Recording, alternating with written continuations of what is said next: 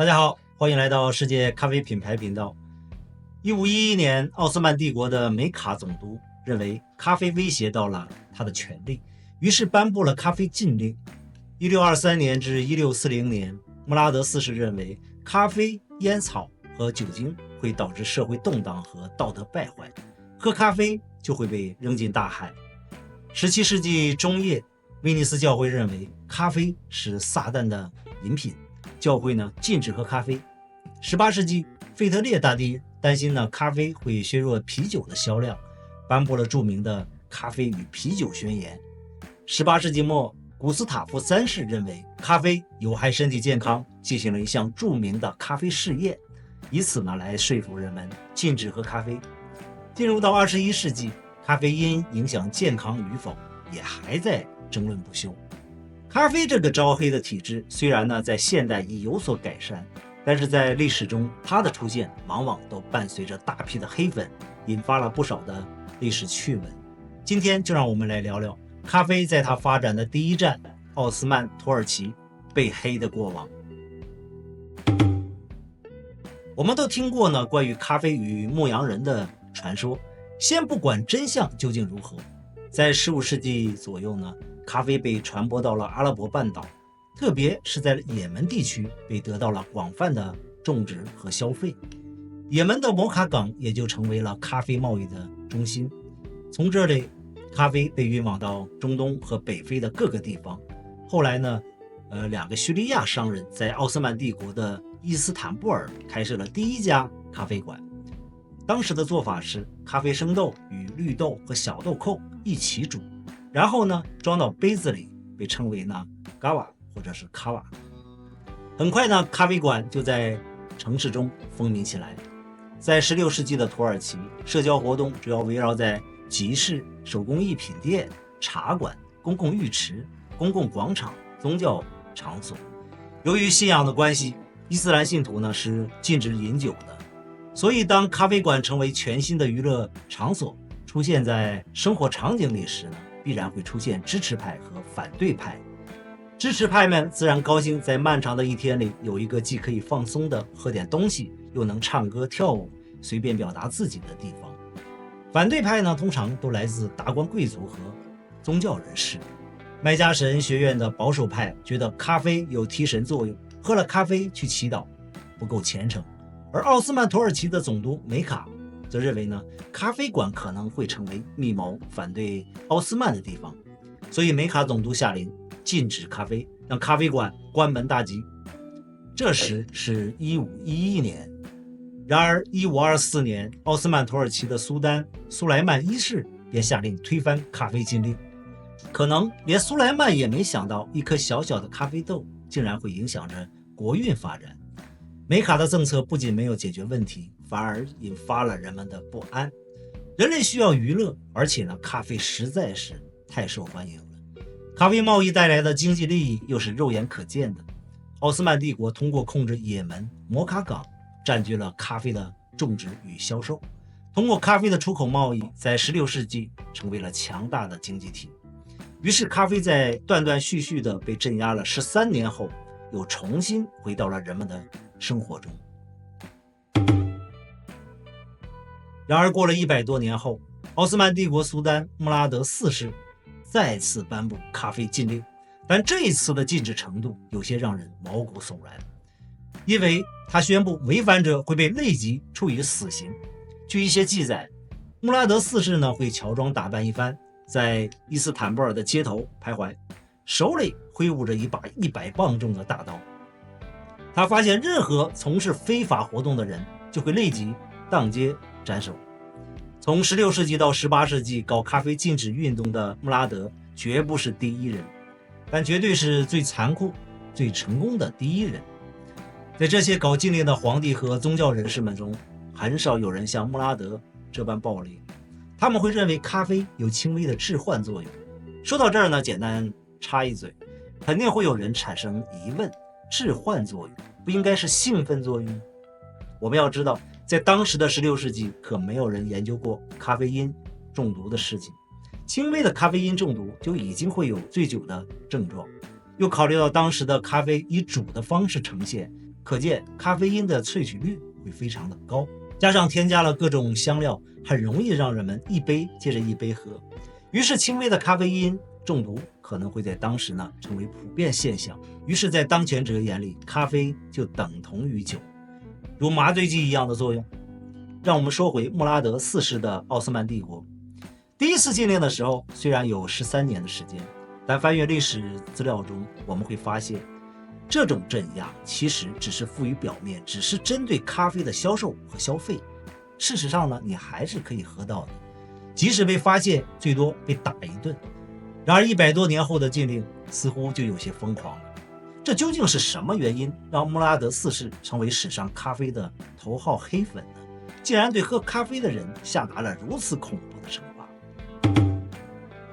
每当发生我们难以理解的人类行为时，心理学家都会建议看看他的童年。那么就让我们从穆拉德4世的童年说起。在穆拉德4世5岁的时候，宫廷内部充满了政治阴谋，他的兄弟奥斯曼2世被禁卫军废黜并残忍杀害。禁卫军在当时呢是一个日益独立且心怀不满的军事组织。1年后呢，他们又废除了他的叔叔，然后扶持了这个只有6岁的穆拉德4世为统治者。我们可以想象，一个6岁的孩子整日都生活在对禁卫军叛乱的恐惧中，他的心理状态是多么的极度敏感与恐慌。穆拉德4世呢，成年后曾试图夺回控制权，然而在此期间，他又遭遇了几次小规模的叛乱。在一次叛乱中，他们甚至吊死了他身边最亲密的伙伴穆萨，这让穆拉德4世从对禁卫军的恐惧变成了愤怒，并且呢，逐渐的明白必须以暴力的方式将权力掌握在自己的手中。这一条成长线走下去，穆拉德4世长成了一个暴君，似乎是顺理成章的事情。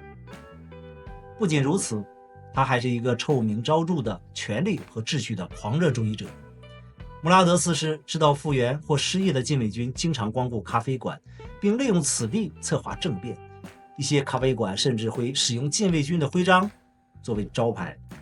穆拉德4世呢知道，当时反对社会创新的不仅有一部分贵族，还包括宗教保守派人士，他们甚至还搞了很多禁止咖啡馆的运动。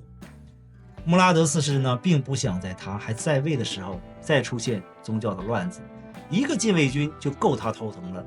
但是他又发现，这正是一个好机会。反对咖啡馆对他来说呢是双重利益，又能阻止宗教的乱子拉拢势力，又能把那些企图叛乱的禁卫军全部杀掉，从而夺回帝国的真正控制权。于是就有了禁止喝咖啡的禁令，甚至在公共场合喝咖啡的人都会处以死刑。穆拉德4世呢，还对公共场合吸烟和吸鸦片以及呢酒精等其他被认为导致罪恶和混乱的行为都全部处以死刑。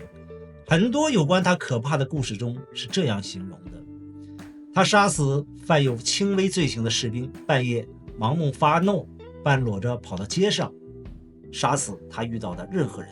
穆拉德4世的疯狂真的只来自于童年的阴影吗？我想对于酒精的依赖可能占更多的因素。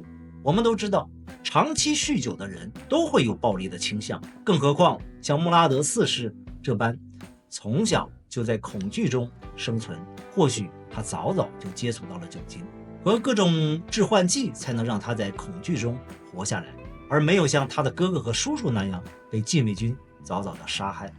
同时酒精也让他变得狂躁，放大了他的心理缺陷。穆拉德4世通过禁止咖啡的禁令呢，成功的夺回了政权。虽然他没有结束这个铁律，但也未全面禁止咖啡。这听起来似乎有些矛盾，但是据史料记载，咖啡馆的查封只在首都伊斯坦布尔，因为那里的禁卫军起义对他的统治构成了最大的威胁，而穆拉德4世自己还在继续喝酒和咖啡。权贵们也会被允许饮用咖啡和酒，但是呢，对于普通人的禁止行动却从没有停止过，甚至呢愈演愈烈。很快，伊斯坦布尔的咖啡馆就消失殆尽。毕竟呢，谁也不想被疯子皇帝的大刀砍死。穆拉德4世的后继者们或多或少还在延续他的政策，一直到17世纪50年代中期，伊斯坦布尔的咖啡馆依然寥寥无几，曾经的繁荣景象已不复存在。如果说第一次咖啡禁令最多是挨一顿打，那第二次的咖啡禁令不是被皇帝的大刀砍死，就是被缝进袋子里扔进波斯普鲁斯海峡。可见这次民众们真的是被吓破胆了，咖啡成了令人闻名丧胆的代名词。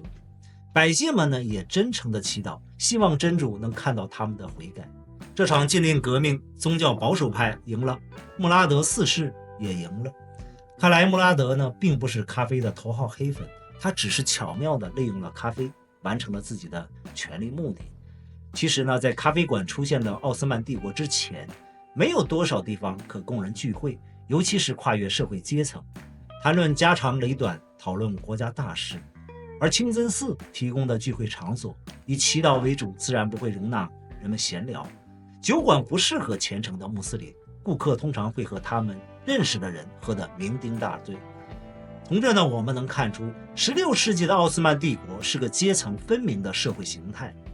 而当咖啡馆的出现，不仅穆斯林可以接受，而且价格便宜，最主要没有社会的阶级限制，每个人都可以去。咖啡在特制的壶里慢慢煮近20分钟，然后盛到杯子里，小口小口的喝，可以观看娱乐节目、聊天、放松。咖啡馆成为了一种新的社交空间，鼓励阶层融合，并就城市和政府呢，展开热烈的讨论。这自然会让那些以稳定的名义致力于僵化的社会秩序的贵族们惊恐不已。贵族们不喜欢咖啡馆的聚会，他们也不喜欢穷人谈论艺术，因为艺术是属于上流社会的。17世纪的奥斯曼学者在他的记录中这样描述咖啡馆，称他们分散了人们对工作的兴趣，使人们不再为生计而工作。甚至咖啡呢，让从王子到乞丐都以互相刺杀为乐。可见咖啡在贵族阶层形成了两极分化的情况。一方面贵族对咖啡的依赖，另一方面为了不让普通人接触咖啡，就在编造诋毁。咖啡在它发展的第一阶段可谓是惊心动魄。咖啡馆的出现可以说是为封建统治带来了阶层之间的融合，又是促进现代文明发展的媒介。好了，咖啡被黑的历史今天就讲到这里，我们下期视频见。